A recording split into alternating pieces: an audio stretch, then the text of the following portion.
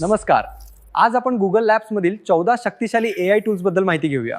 Image, music effects आणि व्हिडिओसाठी खास साधने पहा. गुगल लॅब्समध्ये सध्या काय नवीन आहे?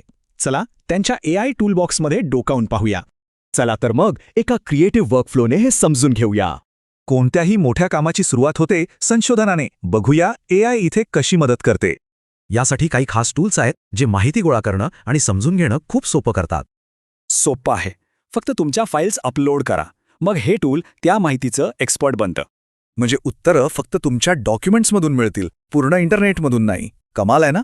हे टूल मोठमोठे रिसर्च पेपर्स सोप्या ऑडिओ संवादात बदलतं, म्हणजे कुणालाही समजेल. ज्याला जे शिकायचं आहे त्यासाठी हे टूल एक पर्सनलाइज्ड लर्निंग प्लॅन बनवून देतं. बरं, आता रिसर्च तर झालं. पुढची पायरी म्हणजे आपल्या आयडियाला प्रत्यक्षात आणणं. गुगल लॅब्समध्ये यासाठी काही भन्नाट टूल्स आहेत जे आपल्या कल्पनांना आकार देतात. हे इमेज मॉडेलवर काम करतं आणि अगदी खऱ्या वाटणाऱ्या हाय क्वालिटी इमेजेस तयार करतं. यातील एक्सप्रेसिव्ह चिप्समुळे प्रॉम्प्ट पुन्हा न लिहिताही इमेज बदलता येते. किती सोपं!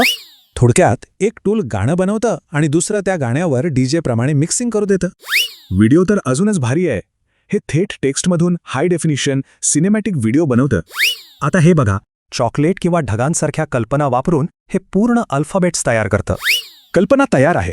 आता तिला कामाला लावून आपलं काम सोपं करायचं आहे, बरोबर? ही काही प्रोडक्टिव्हिटी टूल्स आहेत जे आपलं रोजचं काम सोपं करण्यासाठी बनवली आहेत. हा जीमेल एजंट रोज सकाळी महत्त्वाच्या ईमेल्सची समरी देतो, रिप्लाय करायलाही मदत करतो. छोट्या व्यवसायांसाठी एक खूपच उपयोगी आहे. ब्रँडचा टोन ओळखून जाहिरातीपर्यंत सगळं बनवतं. हा एक स्मार्ट डिजिटल बोर्ड आहे. इथे नव्या कल्पना आणि वर्कफ्लो व्यवस्थित मांडता येतात. आणि ओपल वापरून कोणीही कोडिंग शिवाय साध्या भाषेत छोटे AI ॲप्स बनवू शकतं. चला आता लॅबमध्ये चाललेल्या काही जबरदस्त फ्युचरिस्टिक प्रयोगांवर नजर टाकूया.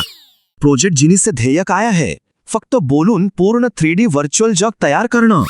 हे तर कमालच आहे. हे AI कोड समजून स्वतःचं बग्स दुरुस्त करतं.